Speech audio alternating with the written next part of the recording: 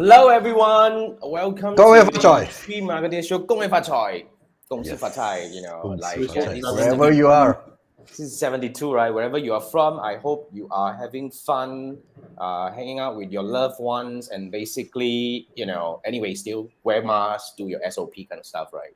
Anyway, tonight we have a very special guest. I think you have seen this guy like donkey times. He's one of our best, you know, guru that come in and thought about something crazy that blown our mind away, right? So this is really something that this is the reason why we brought him in, because he's kind of like a tiger to us, right? And we just want to unleash the power of the year of tiger into tiger in the world of marketing. Yeah, man, the tiger in the world of marketing. So that's the reason why we have Maverick here tonight. So wait, let me show the names just to make sure. So guys, if you're watching this live, right, just say hi wherever you are doing this from. Yeah, Bob say Maverick wearing red. Hey, you only notice Maverick wearing red. All of us wearing red. Somehow I got a Mickey Mouse here purposely. I dug out this T-shirt from like donkey years ago. You guys never noticed. Sad lah. Oh my God. Okay. Yeah, because I wear black all the time. We invited the Mickey Mouse, the Disney's representative. Yeah, I mean, I represent Disney lah. I hope I can lah. But then again, that's how you see Manfred's so happy. Don't know for what reason. By the way, I just want to share with you, if you watch NFL, the Super Bowl, whoever wins, then they will say one thing, no. Oh, see you in Disneyland. It's actually a paid speech, no. Paid speech. People who won, they are paid to talk in front of the camera and say, see you in Disneyland. Why must be Disneyland? So because the attention is there, once they win, then they look forward to their first statement. The first statement, see you in Disneyland. It's some sort of promotion. And obviously, Jason must be paid by Disney. Hey, no better if it's paid by Disney. Hey, okay, no. By all means, please, Disney, come and talk to me, man. I wear these all the time. I changed my whatever, right? I no longer want to wear the navy blue anymore. I go with this. Okay. All right, guys. Okay, now, if you're watching this, tonight we have a very kind of like a loose show lah. But then again, I think since we have a very special guest tonight, right? But then probably we want to allow him to share with us a bit about what he's doing right now, Maverick. I realized you had you launched something, and first you have a dog, right? You met Bella, and then and you actually launched some framework about posting on social media. But what are you really busy about these few days? I mean, recently. Probably getting told why I don't have red color stuff. So actually, I just realized my flag is red, so I can take off the jacket because it's getting very warm. Yeah, my fittings here is also red. I actually can do with it, right? Let me change back to navy blue lah. Yeah. But I've been doing quite a fair bit of research on textile wastage actually. So sorry to be a downer for those people. Just now, before we came on board, we were just saying, so whenever someone asks me, Maverick, how come you can't even buy a red color shirt? So it's not about the price, because it takes 2,700 liters of water to make one shirt, which means it's 2 years of drinking water to make one shirt. So like, if you only wear the shirt one time, right, man, it's just a waste of water lah, environmental and whatnot, right? So there goes the wedding gown industry, man. Oh yeah, man. True, that's one. Just now we're talking about jeans. Jeans was 7 years of water as well. Just for one pair. That long. Okay. Yeah. So I think sometimes we consumerism. So, but very funny because all four of us are marketers, right? Our job is to help businesses move products off the shelf, and yet now we are talking about us telling them not to buy stuff. So not a very good start. Okay, what I've been really doing for the last couple of days is decking up this new studio. I don't know whether you can hear, if you on the headset, you can still hear the echo. So I realized the echo is okay with me. As long as we didn't hear fireworks, okay already. Curtains. But I realized the bigger your place, you have echo and reverbs. So you all can't hear the echo, but I'm hearing my own echo right now. So which is tough. But last time in the smaller room with just like a storeroom, I realized I never have an echo problem. So bigger units, especially the ceiling. If the ceiling is higher, if you don't have enough fabric stuff, that's tough. Well, I always thought the echo works on small spaces. So obviously my size is wrong. Okay, also because my positioning, because I thought I want to create some depth at the back. Correct. So I'm Oh, actually yeah. looking at a corner. So whenever there's a corner, it's a 90 degrees, right? So I think the sound will just bounce there. Yeah, it's just, yep. So if you ask me what I've been busy with, just shifting away things. Yeah, and because prior to that, also learning some stuff about YouTube marketing. So one of the reasons why setting up this studio is also, there's another wall over here that's white color. So the idea is to have different backgrounds because we are going going to YouTube marketing this year, which I think is going to be Awesome. big. Yeah, although very slow to enter the game, but well, with Jason leading the way, why not, right? I mean, so that's I wouldn't pretty say much what I've leading been the way doing. lah. I wouldn't say leading the way, Yeah. but I do agree that YouTube is one area that everybody have to start looking into because, like the other day, I was just sharing in my workshop talking about YouTube marketing. Essentially, I think social media is getting very fragmented, but then again, right, YouTube is a place where kind of like everybody is going to. Like your kids Correct. at 1-2-year-old, that's where you actually feed them, right? I call this the digital pacifier. What the hell? And then basically, when you grow old, you got nothing to do. You stay home, you watch YouTube. Like the other day, I mean, in the past few days, I've been watching a lot of YouTube videos, and I actually do a lot of research on YouTube. And it's not like a social media because YouTube is not a social media. It's a place where we are there with the intention to consume information. Correct. So I think it's really a place you need to look into. So yeah, if you guys are interested, you can actually go to my YouTube channel if you're here. I've actually shared the video in all the trainings that I did. The last one was the one that I actually did last Friday, talking about my YouTube learning journey. So I think that's a good one. So Manfred, Yes. but what are we going to talk about today? Not me talk about it's just that I suggested since this is the start of the year. All right. Let's go back to the basic. So the topic today is actually marketing fundamentals. Interesting. Marketing fundamentals. But Maverick, before we start with Manfred's questions, right? I mean, I don't know. I wing it if you can catch this. What do you think are the most important fundamentals for marketers to master? Wow. That's a good one. Okay, in this day and age, right? I think curiosity, because Like if you say technology, I think you just can't catch up anymore. Like, I think there's 198 social media platforms today. So I mean, we have like 3 big ones over here, like with LinkedIn and Facebook and whatnot. But we have to kind of prepare for all the new social media is going to come. It's going to get more fragmented actually. So like for example, Clubhouse. So eventually the smaller groups, so you won't see another Facebook anymore. I think okay, I could be wrong, but you won't see another big Facebook anymore. Is even as big as Clubhouse was, right? It never reached the scale of Facebook. So what does it tell us? It basically tells us that people actually, they are selective on what platforms they actually go for. So and just actually what you mentioned about YouTube is interesting because YouTube is not, they call it social media platform, but if you don't comment, you don't like or do anything, right? It's just another TV, which means that it's just going there for the sake of consumption, right? So that's why a lot of times when marketers or even those kids who are studying marketing, they always ask me what is what's one skill that they need to have. I say rather than skill, I would focus on attribute. If you can continuously be curious, like just like what Jason mentioned, I'm curious with YouTube, and YouTube is 2008, right? Started in 2008. Yeah. It's been there for for 16 almost years 15 already. years. Yeah, 15, 16 Yeah, there are years. still new things to actually look at. There's new stuff on Facebook as well. So if the moment we say, I think I know enough about Facebook already, then guess what? They're just going to come and surprise you with something else, right? So if you can always be curious with human behavior as well, like just what Jason just mentioned. If we know that YouTube people go to YouTube to consume, right? Which means that the video that we create have to be of a certain length. The quality have to be there to engage them as well. Those hyper short TikTok kind of videos the technique may not work on YouTube again. So I think if we always have the curiosity, right, we always like to experiment. So if you ask me fundamentally, that's curiosity. So 2 ways to apply this. If you are a business owner, if you're hiring a marketer, how do you find someone that's curious, right? Just ask them, hey, in the last 3 months, what's a new discovery or something that you learn about either yourself or something that you do.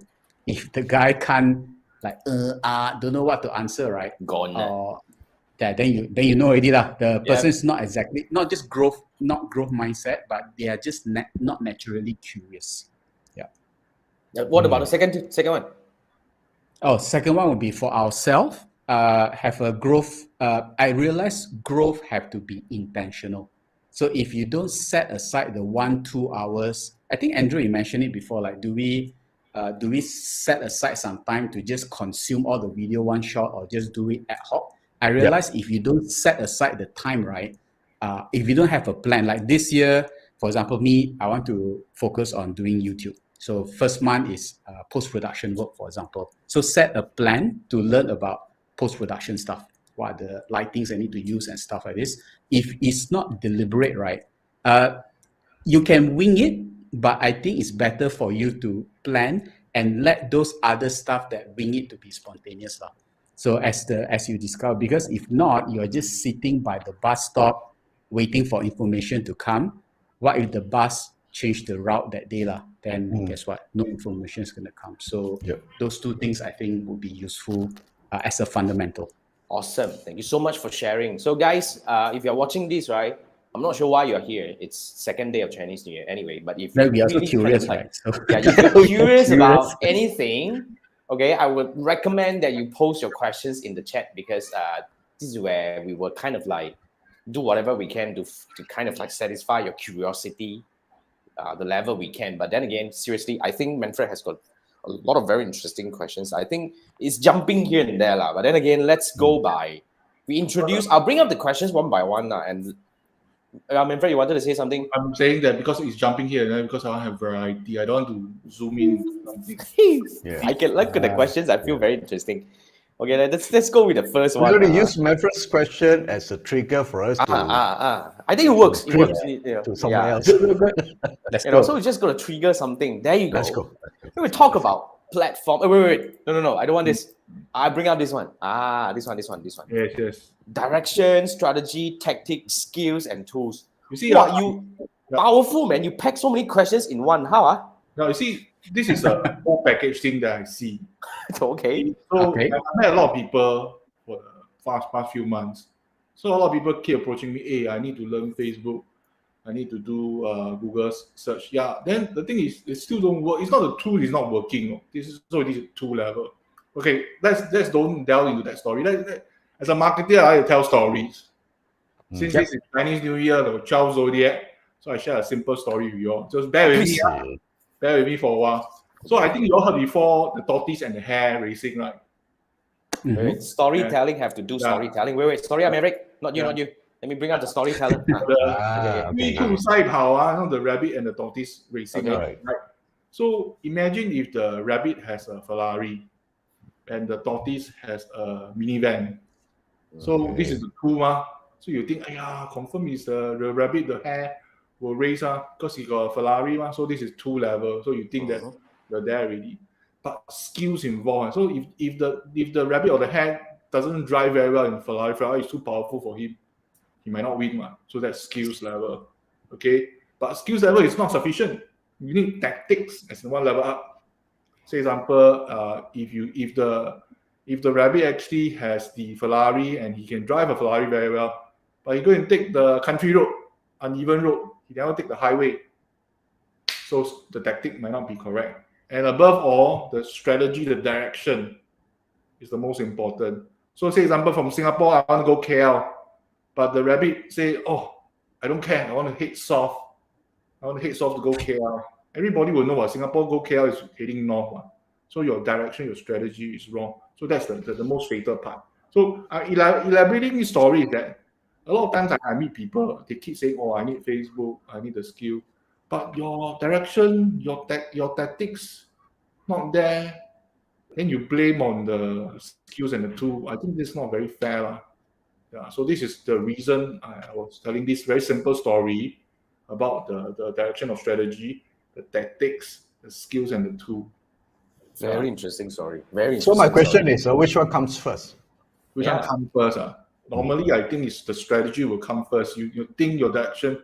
how are you going to do? Who's your market or your target audience? What are the unmet needs? What's your product and services that can really capture their attention? Then follow up with how you're going to market the things. So the part that the unmet needs are a lot of people didn't clearly address or even mention about the market size, total addressable market size, unserved market size, how big. And normally this kind of things is the minor detail. I give you one example for Singapore case. Last time I served my national service, when I get out of camp, every 500 plus people come out. Everybody call taxi. Then the time is still calling. Then the main comfort line all jam up. Nobody can go anywhere. Everybody is very upset. But this thing keep happening every weekend. Nobody is doing anything. So there's a gap. And nobody addressed it. Then came Uber and Grab. Then they addressed the problem. As in, you wanted the transport, but you don't want to talk to someone, because no matter how many hotline you call, 500 plus people all at one shot at one area, how to serve? And the hotline cannot pick up the call at 500 people at one shot. So you need an app. Although I admit the app also unable to get 500 people all at one time, but at least it solved a partial about. So a lot of times people didn't see the detail. You're upset. Such a stupid problem. This comfort is not solving my problem. I wanted to go home now. So this is the addressable market. So how are you able to provide a need, the unmet need? So this thing is never been addressed. I see a lot of business and I come to a conclusion which kind of very interesting. I don't know for Malaysia, but for Singapore, I think it's before COVID, it's relatively easy to do business. Anyhow, whack. Don't need to think about market size, don't need to think about unmet. Then got business already. But ever since COVID happened, everybody suffer because market size reduced. So the proper marketing thing wasn't there. So hence this question comes out. Okay, enough means of talking. Let's our guest and our fellow co-host. You brought us to don't know where, kind of like. But then again, I think it's a very good question where I think what you're trying to address, correct me if I'm wrong, Manfred. I mean, I think what you're trying to bring out here is a lot of people look at the problem. I mean, they don't look at the problem as a whole. They only look at what they believe. Yes. They got a product and service. I believe you will want to do, but I never do survey. I never understand my customer. I never ask whether you want or not. You think that he's really Steve Jobs. I believe I want, then you confirm will want also. So that's one very fatal thing. Then the whole thing cannot market, cannot push. You send out Facebook, you send out Google, nobody click already, don't want to sign up already, don't want to buy. Okay. I don't know whether you guys catch this the way I catch this. It's kind of like an entrepreneurship question.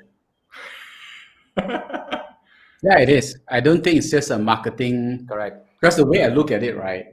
So I got a privilege of talking to this guy who kind of tell me like, because marketers, we are all marketers over here, we are good at strategy and tactic.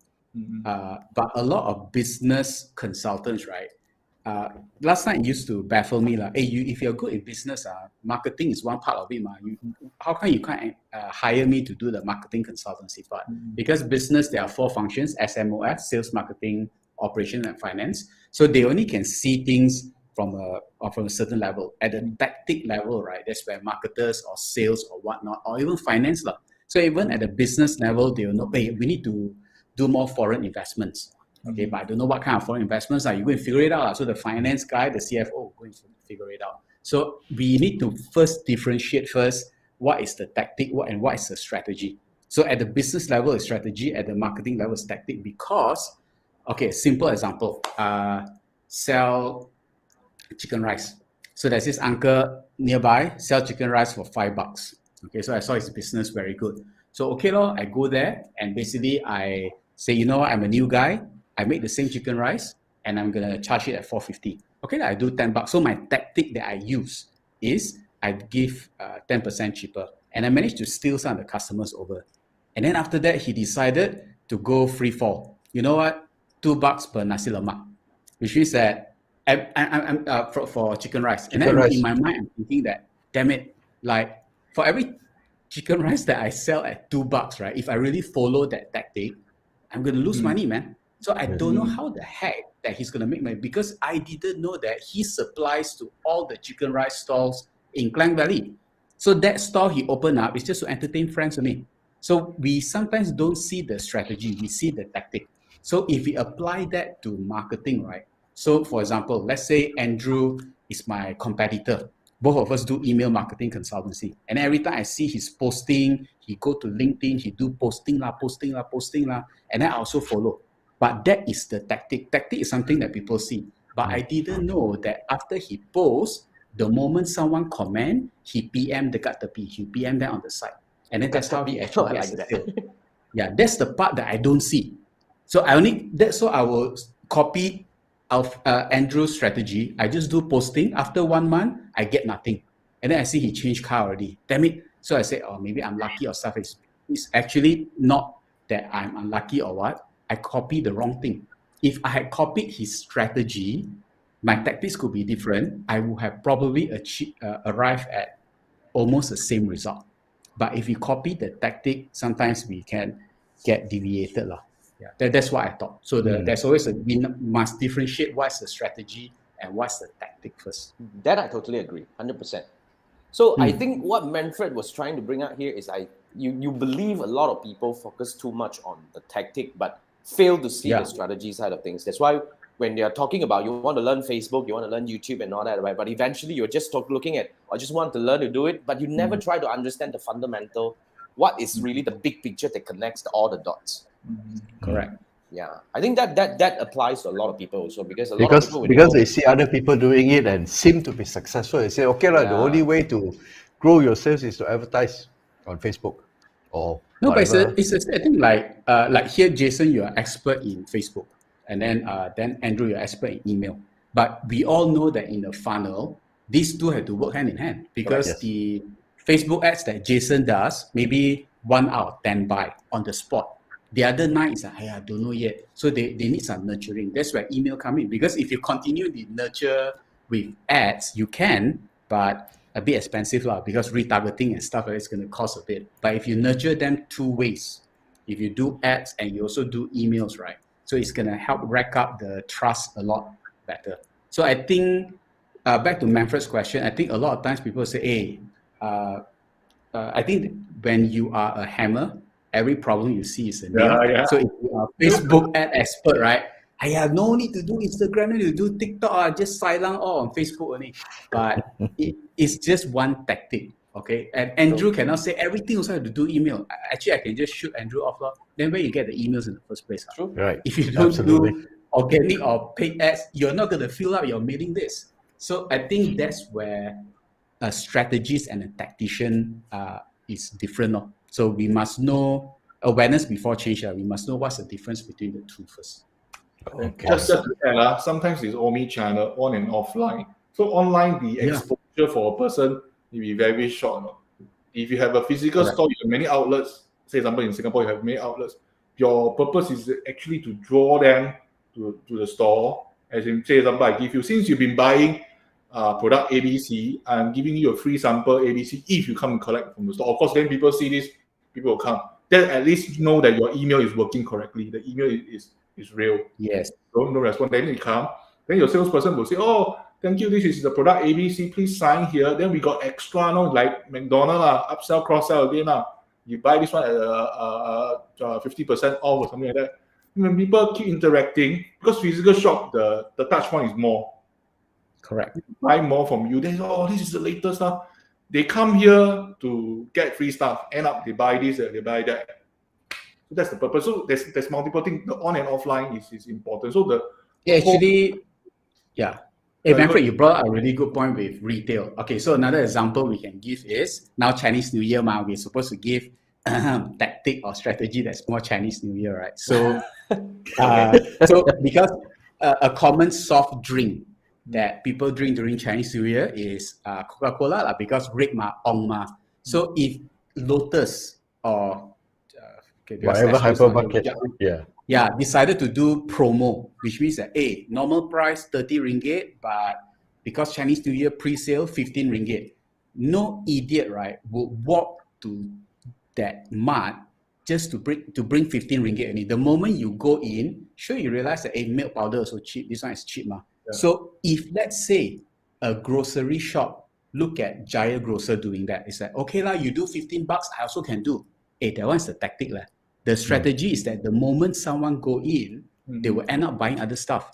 But if your grocery shop don't have that retail or merchandising setup, a lot of people literally go in to buy the $15 thing and they'll just leave, and you end up losing money.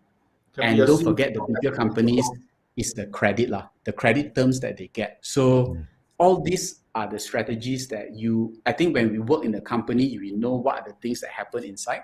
But from the outside, we only see 15 ringgit for a carton of Coke. Okay lah, I also follow that tactic. So that's a lead loss strategy. It's not a lead loss tactic. It's a lead loss strategy, you see. Yeah. Right. Nice way to differentiate. So also say example, now you already purchase $20. So another $10 product, you get a free ang pao. Ang pao itself, the cost is very low, but they know that you are greedy.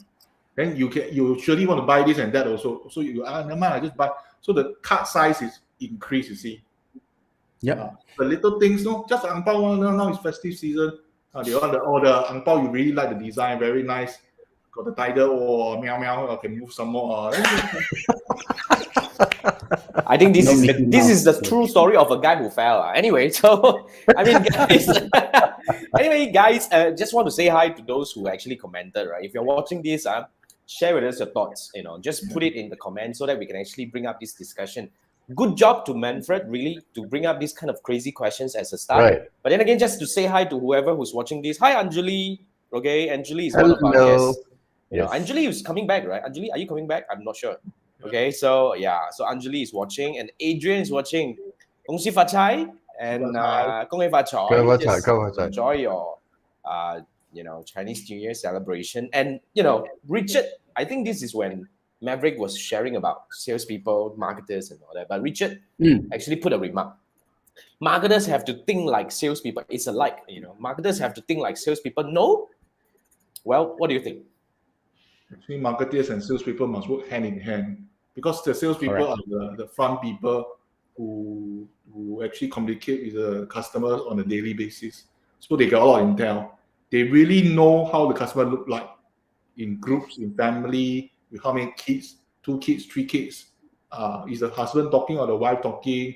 What are they most concerned? What are they most buy? What are the concerns? What are the things they want to buy but they never buy? What are things they always buy without thinking? So all this intel is valuable for marketeers. And marketeers, please don't always sit inside the office. Go talk to the salespeople. So of course, must buy them coffee and then they'll tell you everything.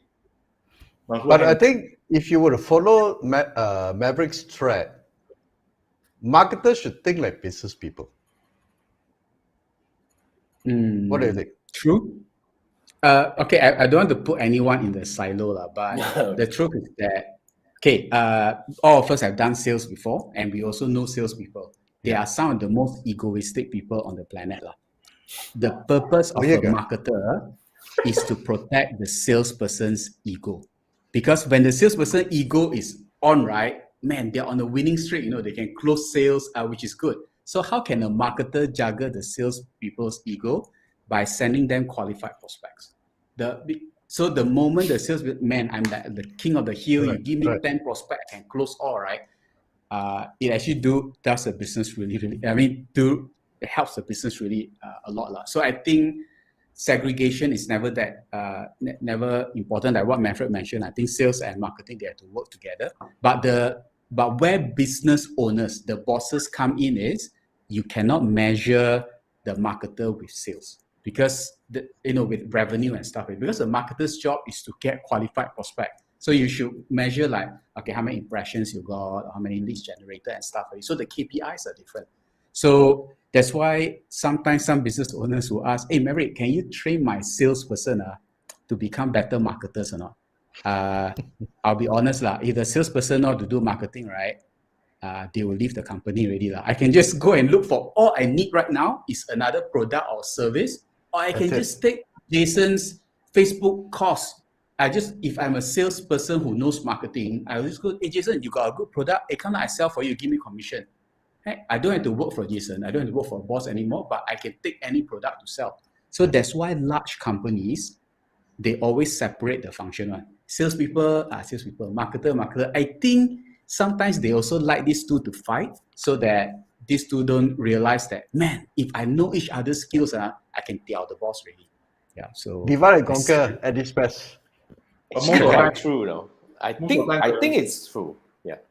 most of the time, Yeah. they're still marketing quarrel because of the MQL and SQL. So they think this is qualified to pass the sales. No, this one cannot. This one won't. This is not qualified. Tire kicker lah, waste my time lah. Yeah. So But one thing, the marketeers, some marketeers are also held ransom by the revenue because the lead don't convert to sale, also their fault.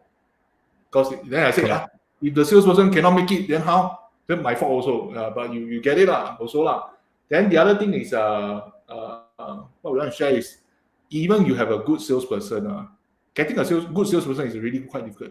Building a good sales team is even more difficult. Then you want to duplicate the sales team, also provided the sales team willing to share. But no matter how you have a physical sales team, you are going to have a lot of difficulty scaling. And digital marketing can scale. Every time people ask me why digital marketing, I always say can scale. Scaling is the most magical part that traditional marketing having a lot of problem doing. Digital marketing can do that. But of course, I'm saying digital marketing is not magic. I always like to tell people digital marketing is not ATM. It's not you key in the PIN number, all the money will come out. No, it doesn't work this way. You still have to know your customer, know their needs. How are you able to address their needs itself via all the messengers? Like Facebook, you come out with 10 different copies to see which angle actually will respond. Then you know, this audience, this segment actually are able to have some reactions to based on some of the messages. Correct. But actually, Manfred, you mentioned a point that's interesting. So, GE has been, Great Eastern has been one of my clients lah. So nothing sensitive, but I'm just mentioning something that we have all observed anyway. So, Great Eastern in Malaysia, they are the largest insurance company, 20,000 over agents. And then AIA is pretty close lah. But here's the interesting thing. So a good analogy of sales and marketing in the same industry, because both companies are selling the same stuff. They are selling insurance policies. So even as consumers, right? Frankly, I don't care like AIA or what. You give me the best plan can already. I don't care which company you're from. So how can they differentiate? Actually, the strategy itself, you notice is very different. So if you drive around Klang Valley, right? If you just look at the billboards only, if you look at a GE billboard, 60% of the time is on recruitment. Come and join the company, become an insurance agent, Whereas AIA, you will see they actually talk about their product. They get Nicole David. They launched this AIA Vitality Card, which I think is brilliant because anytime when I queue up at Jaya Grocer, I can hear one, Mister, you got AIA Vitality Card or not? After listening to 10 times, right, I will take up my phone and I'll Google what the heck is this Vitality Card. Very true. Even better than billboards actually, because true. I just get on listen and already on the phone, I was just curious. So these are two companies, AIA versus GE. GE is more sales centric. Why? Because they realize that if I got more sales agent, can sell more, so I recruit. Whereas AIA understood the concept of marketing. If I can make my product easy to sell, it makes my salesperson's job easier. And back to what Manfred mentioned, I can scale marketing. But it's going to be quite hard for me to scale my sales force. If 20,000 is 20,000, to get another 100 more, it's not easy, man. But to scale marketing, if I know this ad do well, right, boom, I put in another 100K. And then it's going to make my salesperson's job easier. And more people want to join AIA right now because my company market. So that's why if you look at local franchises in the past, franchisees are always complain, stupid, I give you royalty to the franchisor, the main company, you all never do marketing for me. But McDonald's, after giving a few percent, they always do marketing for us.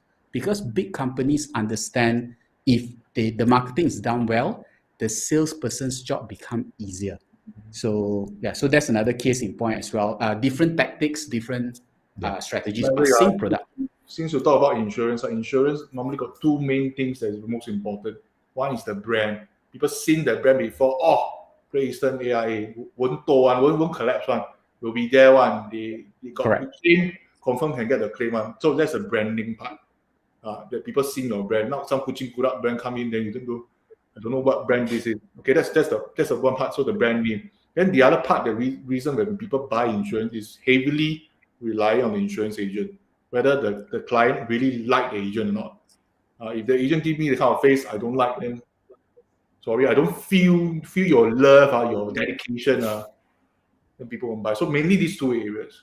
But I also agree what Maverick has just shared with us. But their tactics, I don't want to comment. I got a lot of friends working there. They call me. Hey, it's my client, okay? So there's a little more. Hey, yeah, man. But I think it's fair. This is really a good comparison. It actually gives us a very, good comparison between these two job scopes. So I think there is no right or wrong, Richard. But thanks for bringing up this point. But I guess eventually, depending on what the company wants, and marketing and sales both are very important. And I do agree that they work hand in hand. And somehow or other, you probably want to consider divide and conquer, right? So that's kind of like how a lot of bosses are doing anyway. So. Okay, now Richard has a good question. Thank you so much for sparking that discussion. Let me just to do a shout out to our friends from LinkedIn, because our app apparently cannot track LinkedIn's responses. That's right. So we've got Jeffrey from Engine Baylor, we've got Sharon in, and Anjali, of course, Rizal, and obviously Bob. Okay. Welcome to the show, guys. Bob is also watching on YouTube. That's right. Bob is also watching YouTube. Bob is watching both places. This is called omnipresent, so this is omnipresent. He has multiple people devices. from multiple platforms. Okay. So Bob was there, right? He was commenting the Maverick wearing red, right? So that's a good one. Okay, now, wow, good conversation. I like that.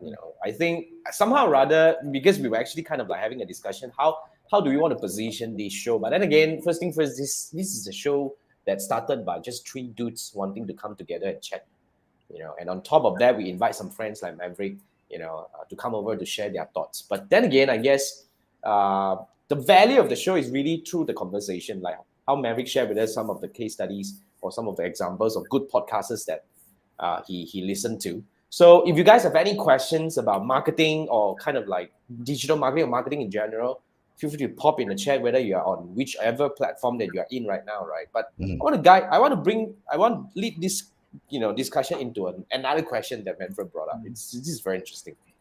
I mean, this is kind of like a 1,000-year question. Branding and marketing. What's branding and versus marketing? What do you think, Manfred? Since you brought up this question, what is your thought? Give me another rabbit and tortoise kind of like. No story. Yeah.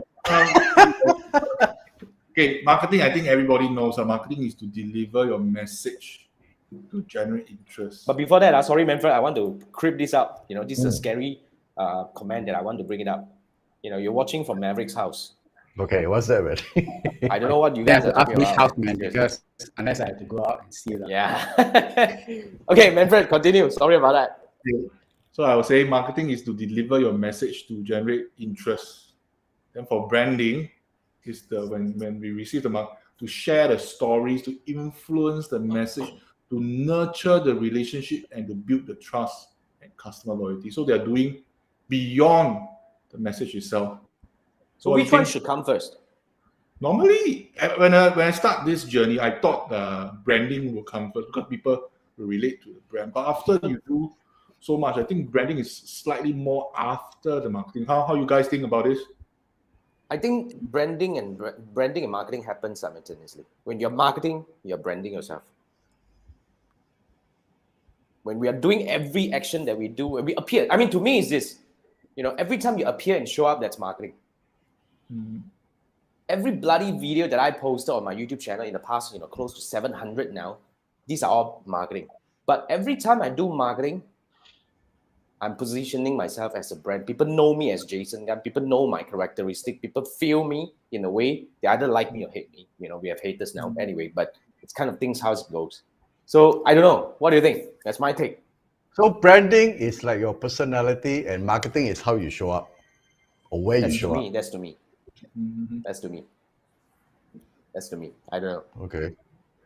Like Jason, now the Mickey Mouse guy. Yeah. Okay, the way I look at it is because as as a dropout, so a lot of times this kind of stuff, right? It's like people are always asked when I was younger, what's the difference between all this kind of stuff? Because not only they don't teach you in school, but I think they got teach like this. I wasn't listening. Plus, I was Same here, man.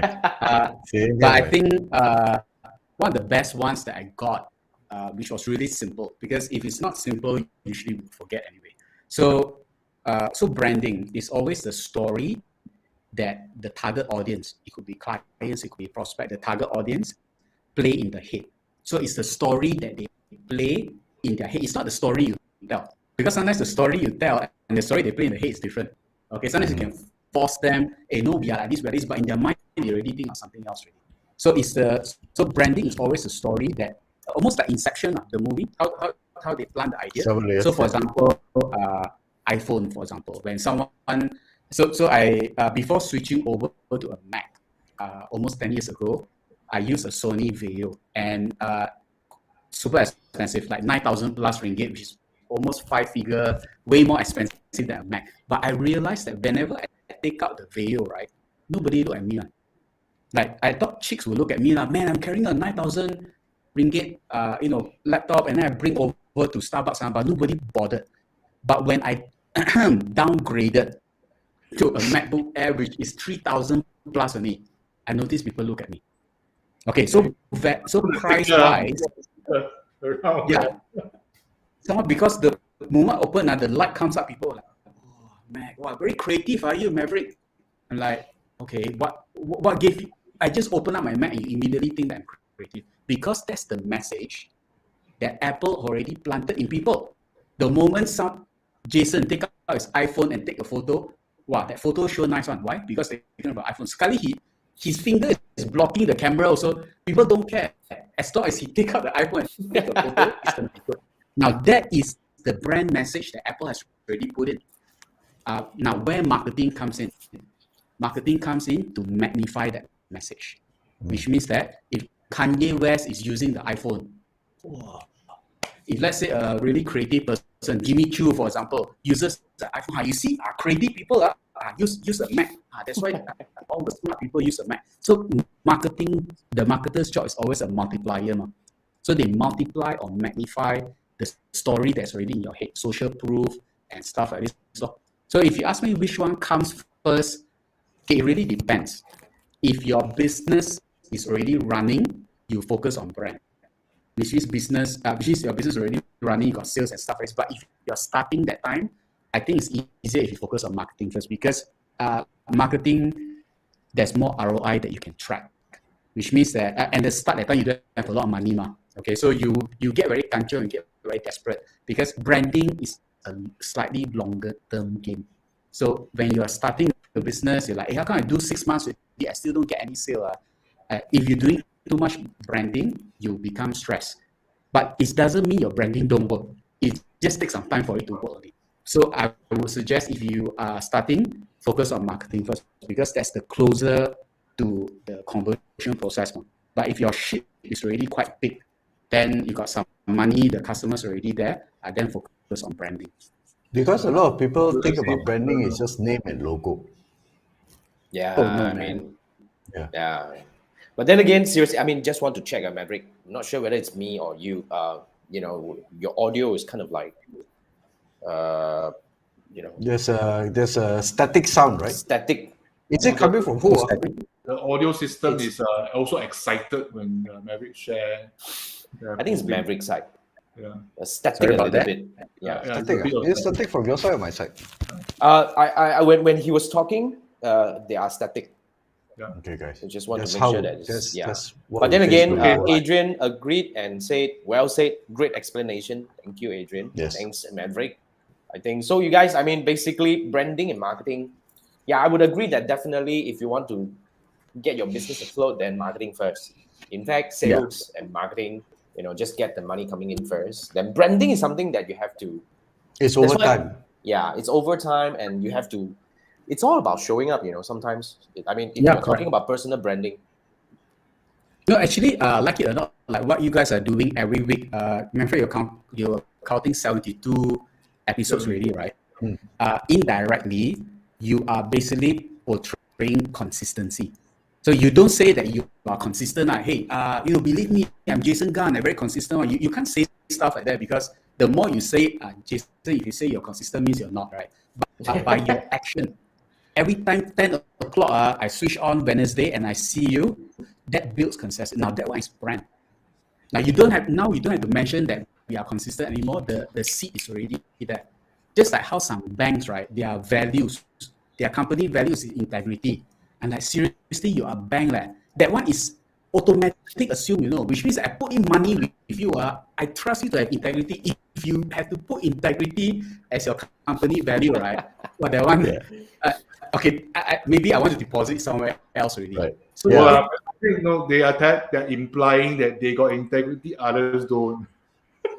No, it's like saying, hey guys, I'm honest. I'm very honest one. I'm very, very honest one. 100% honest one. Look at my face. Yeah, Confirm, sure, honest. I think, Okay, yeah. Just to interrupt a bit, for Apple, the branding is actually more challenging the status quo, think different. That's the underlying the why. People buy their why. Then correct. How they do that? Because they design things beautifully, make it simple, make it user friendly, and it so happens they sell computers and handphone. The what and the brand part just want to share a bit. I think the brand is more than a logo, a color scheme of product. And the brand is more like a gut feeling of the product or service or organization. The people's perceptions is formed based on the facts that you provided to them. Are you reading? Yeah. Oh, damn good explanation. Like come from textbook, 100%. Now I'm just saying Just teaching you lah. Powerful, I tell you. No one teacher material already. Teachers like that lah. Teachers like that. Teacher already on. Well, like actually, what Manfred talked about logo and all that, right? It's a symbol, ma. So I was just rewatching the Christopher Nolan's Dark Knight trilogy, right? So Batman. So the moment awesome movie, man. Yeah, the moment the light comes out at night, right? All the criminals are in fear already. But actually, Batman could be asleep. He could be dead actually. But the moment the logo is there, shit, they're scared. But yes, Andrew, I mentioned, as I just realized that it was made. The Dark Knight Rises was 2008, right? 2010. But I realized the movie aged really well. Like if you watch it back. Other than handphone, usually handphone is the worst really. You know how dated a movie is when you see the handphone that they use. Like Matrix, for example. So my son had never watched Matrix before. So I'm thinking until he's like maybe 20 years old, only show him the Matrix, right? But the moment he see the Nokia banana phone, that's why it's old movie already. But the whole concept of the movie, I realized it over 10, 12 years, right? It still holds very well. That's why I believe Christopher Nolan, is a great storyteller, and that is his brand as well, correct? Frankly, if you ask me, his later movies like Tenet, all that is not as good as the previous one, but people still bang on him. Why? His brand is really there, and whatever shit movie he wants to do right now, he can do lah. But last time, I had to quiet because the branding is not there again. So that itself is also a story. So I think as a marketer, sometimes you also as a philosopher, almost everything you can see branding, marketing, or sales in process, even though it's not in business. Yeah. I guarantee you, every time you watch his movie first time, you don't understand, and you have to pay ticket to watch the second time, third time, fourth time. That happens to me. So he's really earning a lot of money from the followers. Then somehow with all the conspiracy theory, people see it in a different angle. Then it's blown up in the internet. Yeah, people can discuss. Like Inception until today, Inception is 2010. Until today, 12 years, people still ask, hey, actually the gasing got dropped or not? Yes. Until today, still got people ask. Did he really go back? No. Yes,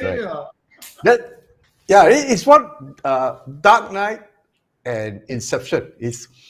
Sometimes when you don't feel like working, you just go back to these movies. You just don't want to watch the rest already. It's always refreshing. Yeah, it comes from different angles. Correct. But having said that, I have to credit the Hans Zimmer, the composer, because I realized music composers, right? Oh yes. If you watch a movie without the music, man, the actors have to act until shit come out. Then only the emotion will come out. Yeah. But if without the music, so I realized that sometimes marketers are also like the music composers, because the salesperson is the one who bring the sale back, but who engineered the process. I'm not saying the marketers should take all the credit, but it's a team effort. So after watching a few movies, and someone actually challenged me, try to watch the movie without the music. Man, Gladiator, Russell Crowe, it won't bring a single tear to your eye if there's no music. Also done by Hans Zimmer, so one of the greatest composers out there. So next time we watch movie, we should look out for who actually created the music. Imagine Star Wars without the theme song. Right? Oh yeah. Yeah. Correct. Or the Darth Vader's theme. Correct. That's when he become very small, or like it's like one no guy presence anymore, right? Correct. Okay, so the music is marketing. So Darth Vader already got some kind of brand, but the moment the music come, even sometimes he didn't appear, the music is there, his presence is felt already. So that's the power of marketing. Right. So that's why brand and marketing, you have to go hand in hand. So you cannot fight actually. So because it's too integral. We set up the scene for the sales to happen. Yes. So in a way, sales and marketing can fight. Branding and marketing cannot fight. It's like a different layer kind of stuff, in a way. Correct. Okay. Good stuff. All right. So, Manfred, anything to add on? Else, which question should I bring up now? I don't know. Any questions from this question, I actually wanted to put what is branding versus marketing versus advertising. Actually, I want to put that. I was thinking the one three. Wow, making the question super complicated. No. You started with the first complicated one already. What the hell? Yeah. Why stop there? Hey, Adrian put a good quote. Marketers are the composers, salesperson is the singer. Adrian that's is true. an artist, So marketers are the composers, the salespeople. That's a nice one. That's a nice one. Thanks, Adrian. Thank you. But different people can sing the same song to different results. So very true. Very true. Yeah. Manfred can sing. Can't. I thought you wanted to sing one day. You say you're supposed to sing. Yeah. So which one, Manfred? This one. We go this one. This one, they're very deep, You need to explain a little bit. This one actually quite interesting. This one actually I read somewhere, so I actually prepared something to break it up for your. You have to bring a brand consultant. This kind of question. So this one pass, the one.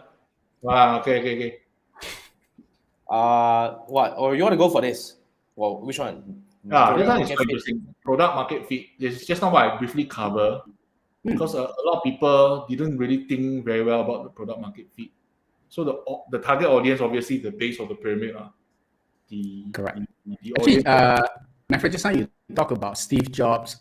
Okay, because a lot of people will say that you create a product, people will come, because Steve Jobs said that, right?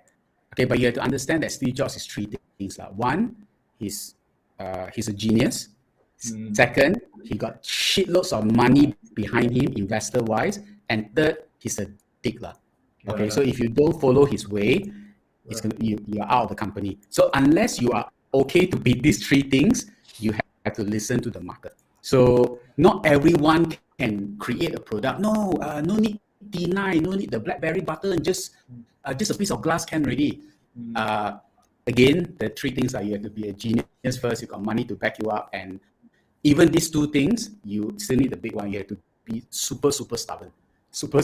Because you see the vision before everyone else.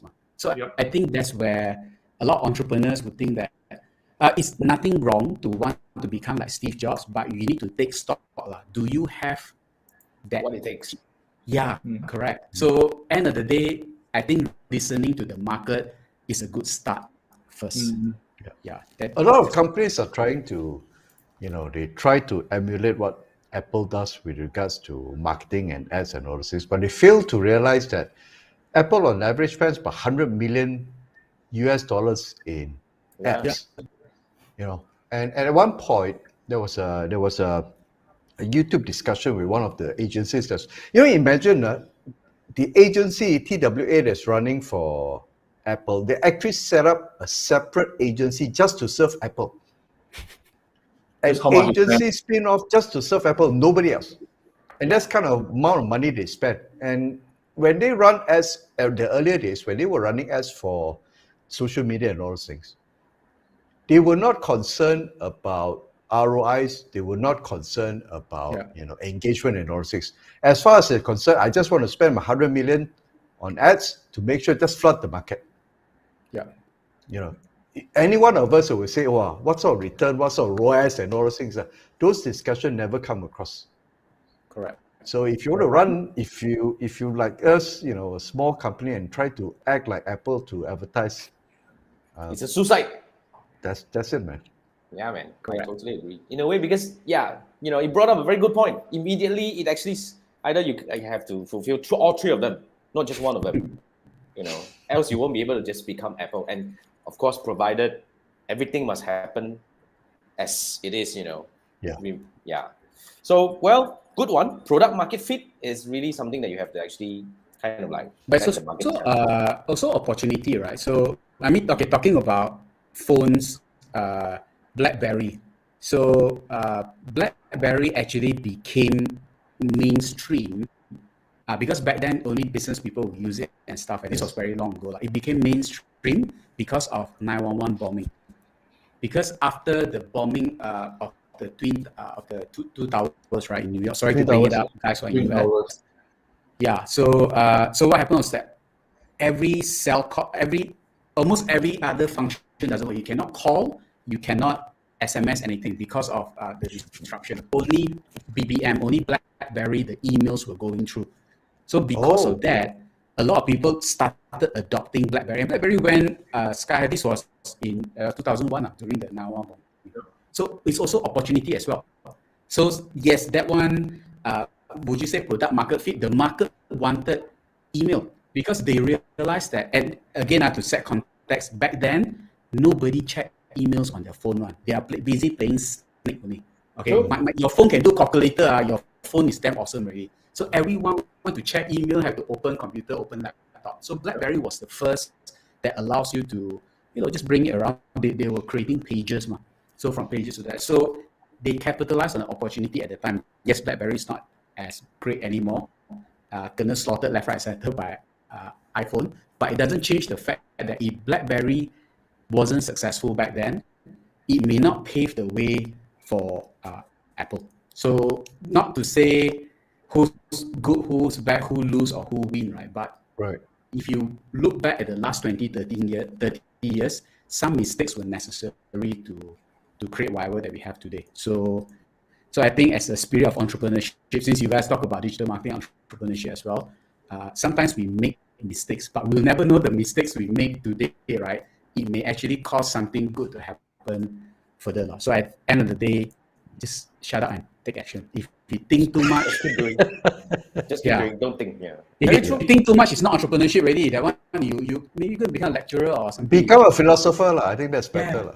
Yeah, philosopher don't need to do anything or not. Just think. Or become a politician. And also think, talk, but don't do. We have a question coming from David. David C. Kyung. I don't know. Let's call him David. What do you think of personal branding? That's a good one. It's a broad question. Personal branding. What do you want us to talk about the personal branding? To me, I think if you say good, important. But you have to do it right, and you can do it fast in the digital era. I think if you want to apply back to the digital marketing side of things. So actually, Manfred kind of answered that one just now when we were talking about insurance. So if two products are the same, you like it's either the person is your friend, or I always see this guy always all over social media. I think I can trust him now since he talks so much about insurance. So that's also personal branding, or personal branding for a point of, hey, that guy is a single mother. I think I should support her because I'm also a single mother as well. So that's also another form of personal branding. So if you ask me, what do you think of personal branding? I think it's important, especially now when there are so many competitors. Product, because of China, I think every product you can find a copycat at a lower price. For personal branding, a lot of times when you mention this, I think of LinkedIn straight away, to be honest. But for personal branding, I think one of the very interesting example is property agent in Singapore. A lot of property, because my place is MOP as in 5 years already. So I have a swarm of property agents keep knocking at my door, giving flyers, putting inside, asking me to sell. And honestly, I take all their flyers seriously and examine and see the differences. None of Hey, got them. put photo or not? I gotta ask Huh? this. Do they put their photo there? Yeah, they put a photo. They put their photo, their contact number, the reason. But the reason cannot make it. So the pretty one got higher chance, is it? No, it's not getting my attention. Then the personal branding comes in is when I was on TikTok, people are talking about property as a value add, as in they tell you, but they are not asking me. They're not knocking on my door at the most inconvenient time when I'm cooking or washing. So when I'm ready, I'm receiving information, personal branding. So I've been reading and I'm watching his information about why the process, the stamp duty, when do you sell, property will not always forever go up, so and so forth. Then I learned something new. Then the gap between the influencer, he obviously is a property agent also, is smaller. And when the time comes, I really want to sell property, I will think of him. I might consider him. Yeah. Instead of all those flyers and keep knocking on my door. It's interrupting me at the worst time. So do you mean in order to do effective personal branding, sorry to interrupt, Manfred, you have to do something out of the norm? You have to do something effective that people will want to bring in the distance. Obviously, the flyer is not working. They give me the kind Because of everyone is doing the same. doing the same thing. The magnet to put on the calendar, put on the fridge one is also not working. I also throw away. They put on the fridge somehow. Wow, go to that extent. At least two. So they do different things, but the different thing is still not different enough. If I were them, I would do TikTok, because if I have a lot of knowledge on property in Singapore, there's this property Lim Brothers, which is doing very good on YouTube. I watched that interview. I was so shocked to hear they got staging. They got staging furniture. They say, okay, I'm going to do filming. Then they will bring in all the furniture, make this house like a palace, and the furniture will stay there for house visit until the house is sold. The effort they put in is like, I'm helping you to sell your house. So if you want to sell, you should find him, no? Correct. No, you find him because the service, they show you their service level is above and beyond.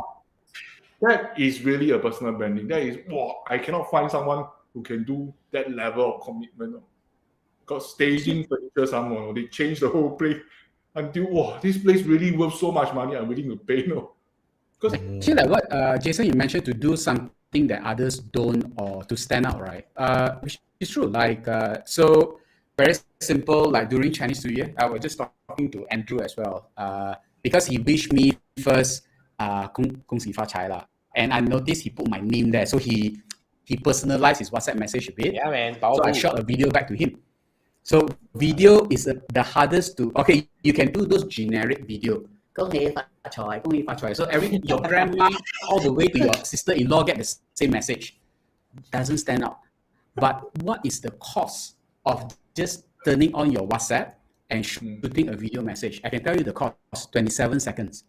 It only takes you 27 seconds to shoot a personalized video. And it doesn't have to be June. I just, hey, hi Manfred, just want to wish you and your family, 恭喜发财, Happy New Year. Hey, let's talk soon. Actually, the first part only you change. The rest of the part is scripted, the same. But that is something that a lot of people don't receive. So again, is it digital marketing? I think so. Is it advertising? You don't put a lot of money. So sometimes people will say, hey, Maverick, that one cannot scale. Hey, if you're in the service business, right, and you're telling me that 27 seconds, you can't put in 27 seconds to build a relationship, I think I shouldn't be buying from you. Thanks for giving up this one. This one comes back to the first question of the direction and the tactics and the skills and the tools also. Very interesting. Very interesting. But this one is just tactic only. It's just a one tactic that other people are not doing. Missing opportunity. Correct. Hey, 10 years ago, if I ask, hey, Jason, you must shoot a video, which 10 years ago, he has to shoot a video, burn do everything set up, and then mail out. And then, hey, Andrew, you received my DVD or not? I didn't receive. But now, everything's on the phone.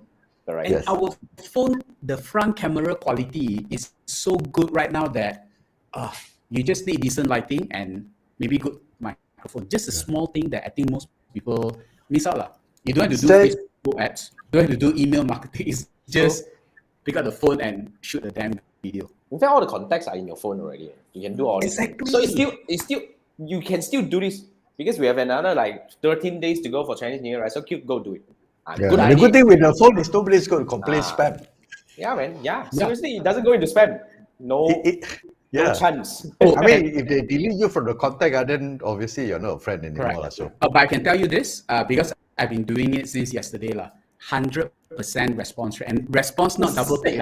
People actually respond. So, yes. okay, you can say ads like the response rate how much, email response rate how much, but I think 100% is a bit hard 100% is damn good. to beat. Yeah. 100%.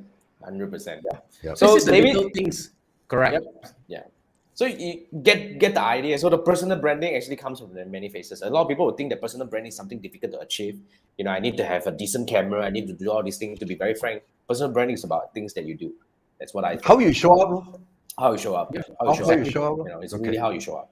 Good Okay, point. now we have two more questions. Let's try to cover this. First is coming from Richard. I mean, over time a little bit, guys, if you don't mind. Richard is asking ROAS sort of tactical metrics. Some marketing activities don't have direct link to sales. For example, top of mind. And then I think that's a statement. And then after that, he followed by another question, which is product services development as marketing. Thoughts on this? Wow, a bit difficult to catch this thing. Yeah. But the good thing about, because his question is so vague, we can pick an angle and answer from the best angle that we can. You just probably, we have one more question from Jeffrey, so we probably will spend like a bit. I mean, let's try to help Richard a bit over here. So Yeah. Okay. If you ask me, I mean, just a short one. ROAS is a tactical metric. Yes, correct. But like what Andrew mentioned about what Apple did, just like putting their logos everywhere and stuff like this, that one you can still measure by impression. You know, if people visit your website, you can measure things like bounce rate and site visits and stuff like this. So, you know, so in a way, it is, you can still measure it.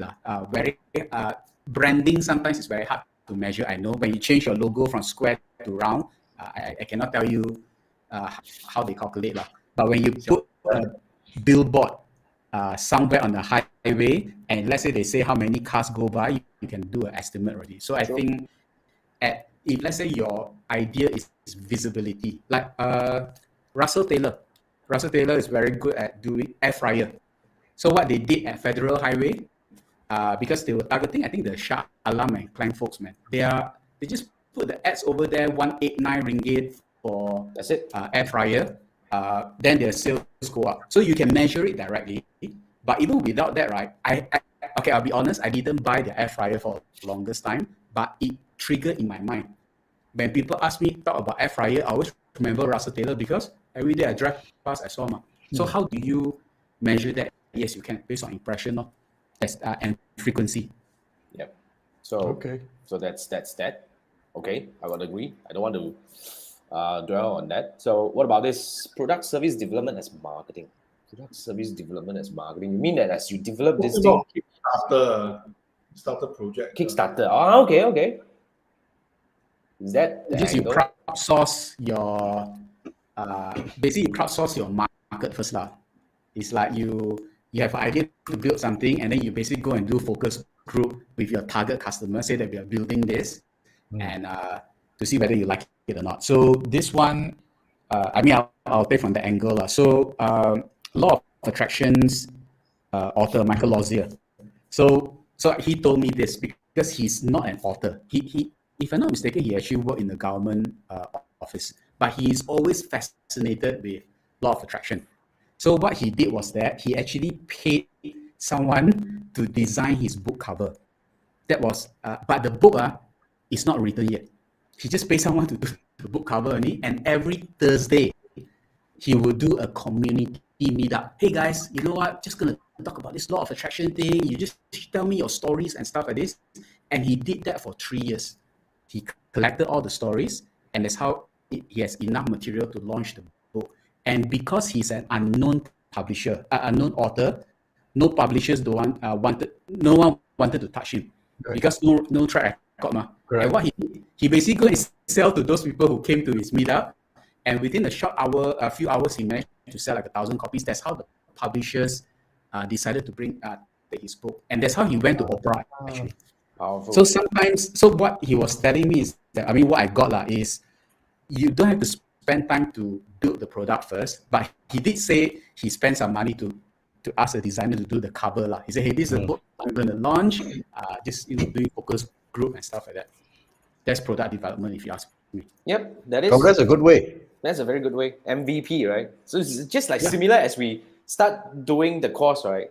And then when people start buying, then no choice, I have to do the course. Correct. It's just like the thing that we did, right? It's like do it all the Yes. time.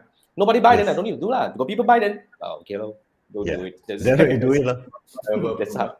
Yeah, that's a good one. Thanks, Maverick. Okay. Now, I mean, want to bring us to the last question from Jeffrey. Jeffrey, yes. Yeah, Jeffrey is asking, marketing teams are finding it difficult to integrate with DevOps, environments. What do you guys think? I mean, first, help me with DevOps.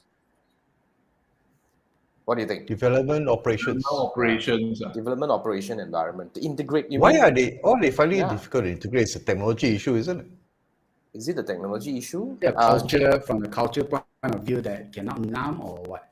Yeah, Jeffrey, I'm not sure if you are still here. Can you actually fill us in? Jeffrey, But if it's from a cultural, like people, character, background, then I would think it's expected, because marketers are supposed to be creative.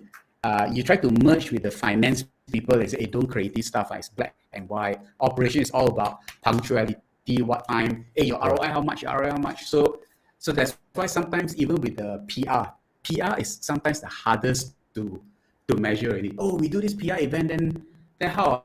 So that's why nobody likes the CFO in the meeting one. How much are we going to get from this? Sometimes a lot of stuff you cannot calculate. So Tun M told me this before. In any other country, they would, as a government, they will always locate R&D budget, to research stuff and stuff like this.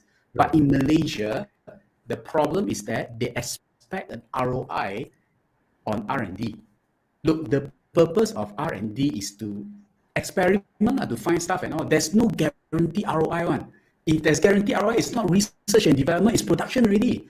So, but, this one is a story that he told. That's why I remember from him. Like, what was the Viagra? Viagra from Pfizer. So Viagra was a product of years of R&D, but it was never researched as a tool, for sex or whatnot. It was actually to help those with weaker hearts, to help the blood to pump better and stuff like that. But they realized that it has some very bad side effects, but they kind of rejig it and make it into Viagra. So that's why a lot of times different departments are expected to function differently. The marketers are supposed to be creative. Salespeople are supposed to be aggressive. Yeah, can do. How? Don't ask them that shitty question now. That you potong steam only. Just yeah, just can one. The operations are the guys that they are. So salespeople are the one who is the kite. The operation is the one pulling the string one. But you need that kind of dynamic. Like imagine the whole team all kite on. Then shit, man, everyone literally fly kite only lah. Fly kite. Oh, fly kite. Okay, Jeffrey came in and filled us in on this question. He said, approach from a speed standpoint. Okay, DevOps is continuous improvement process, and often marketing is trying to catch up. Right. I think Maverick puts it in a very fundamental and solid way, which is I think different departments just work differently. And I guess this is a boss job to find a way to integrate this both. Rather than integrating, I think let's see whether we can optimize. Actually, the marketing, catching up may mean a couple of things. So it's like maybe they created new features and the marketing team don't know how to market that feature. Okay, but here's the problem. Is the development team creating a feature that the market don't want? So that's why the marketers are catching up. Because they're like, hey, how come you put out this feature and we don't know how to sell? So sometimes don't know how to sell is maybe the marketers are not good, or you are creating a feature that the market actually don't want. So I think in a way, the marketers are the one that should be going out to the salespeople and find out what are the features that you need. Simplest way is at the moment, I think Jeffrey is an email engine, right? Engine mailer. So the moment someone sign up, always ask them, hey, why, can I know why you decided to sign up with us? That insight could be more important than whatever feature you're going to build. So double down on basically the strength. So marketers should be the one kind of like having those kind of conversations, or even focus group. focus group, bring a couple of clients together and just ask them, hey, what are the things that you want? So I think that's how the marketers shouldn't be left behind. They should be the one leading it. They take the feedback, tell the ops team, okay, these are the 3 features that we need to build because our customers say that if we have these 3, it's a perfect product. So I think that's how everyone can be in sync. Or the other thing that you need to is the marketing would basically need to ask the DevOps team exactly why did you build this particular feature. Yeah, correct. Sometimes they short sendiri also, right? Right. If you build something that nobody wants, then that's kind of like a waste of resources and everything. That's why the marketing needs to play catch up. I agree with Maverick. Yeah. So there has to be that to and fro, because I came from a software development house, and most of the time the developers build this one because the boss thinks that that is the market that could be solved by this particular feature. So they built it. Steve Jobs wannabe, but yes. Yeah. So then, without understanding the reason why they need to build this particular feature, because boss say, I want this particular feature, they build it, and then when we came in and try to explain to the customer, it becomes a totally disconnect, because as far as concerned, the customer don't really need this. It's a nice to have. So for marketing is we need to then interface and really understand from DevOps what do they do, because DevOps responsibility is, you want this, my responsibility is to ship the damn thing. I don't care how elegant or whether it works or not. Well, it works lah, but basically I just want to ship this. If I ship this, my job is done. Correct.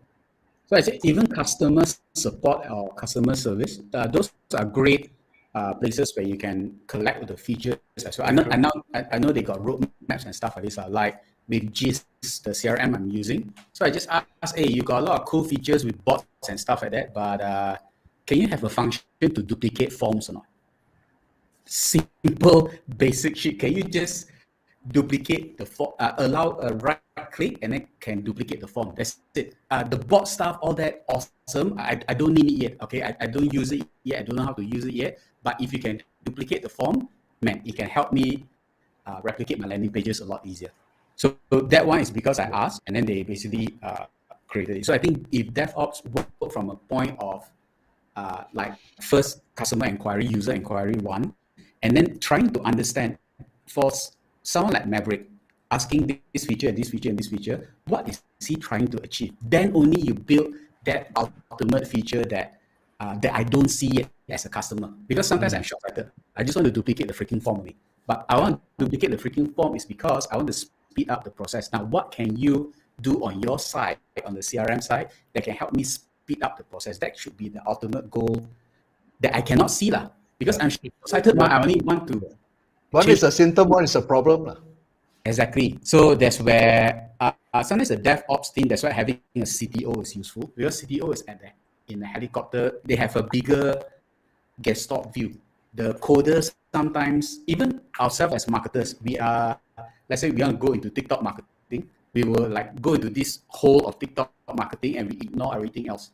So then we'll start thinking, wow, TikTok is the best and stuff like this. But the moment we think like a hammer, as the marketer, I think we are screwed because we are only just, like just now we talk about Batman. If Batman every time go, just throw his battle rank only, I think eventually the villains will be, we just watch out. The moment he raise his hands, I'll be siam, you know already. Cannot lie. Must have surprise, ma. So must have the belt. But Batman has proven again and again, without the belt, he can still be awesome. So it's actually what's inside. Mysterious. Awesome. All right, guys. There you go. Wow. Thank you so much for the participation, everyone. And thank you so much for all these crazy, awesome sharing, right, Maverick. So, guys, thank you so much for watching. Up to now. This is the longest episode ever. Chinese New Year edition. Yeah, Chinese New Year New 2020 Year edition. wow session, just one simple wow. Oh, you know how to do wow? Okay. Oh, still do wow. What about Okay. wow? Yeah, no, Ampao. Now this is the Ampao session. Correct. This is the Ang Bao Can session. you all see the screen that I'm sharing? The assets.xyz. Wait, I'm bringing out the screen. Stop.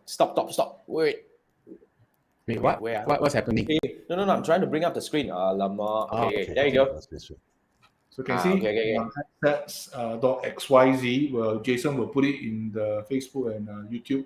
So this one discovering performing ads in your industry. This is still a very elementary because there's only a few industry. So example, I choose education. Then you can What's see what is currently active in Facebook and IG. Oh, Yeah. And they actually say starting running on 20th October. I think this is still active. So you can look for those running for a very long time. This one is 31st March. So something is working lah. Oh, so they took it from the ads library, is it? Library. Now I think something like S Library, but this is a bit similar to Big Spy also. So quite interesting. I find it. I recently just discovered this. So you can play around, but of course the industry is a bit limiting lah.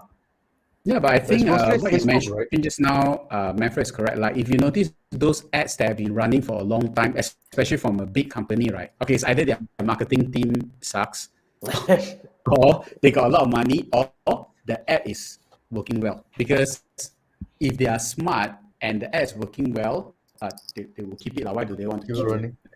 Yes. Yeah. Yeah, True, actually this one almost running for a year already. You see, yeah. Yeah. Oh. Copy lah. check out the copy and the images. So this is some references that well, imitation is the most sincere form of flattery lah. Just be careful that don't look at the tactics alone. Understand the reason why we do that. You understand the strategy. So that's one of the biggest takeaway for us tonight. Absolutely. So, all right. I think that brings us to the end of the show. This is 1 hour and 21 minutes down already. And thank you so much for joining us tonight, Maverick. Maverick, thank you so much. Spending your Hey, time thanks with for us having me. and for all the awesome sharing. And thank you everyone who is watching up to now. And one more time, we would like to wish everyone happy Chinese New Year, 恭喜发财, and have a great Water Tiger year ahead. All right, we do this every Wednesday night. Join us next Wednesday, and we were gonna be discussing about what next Wednesday. Anyway, meow, really? What's that all about? Anyway, watch out for whatever that is gonna come next week. Okay, see you next week. Thank you. Good Okay, night. bye. Happy Chinese New Year. Bye bye.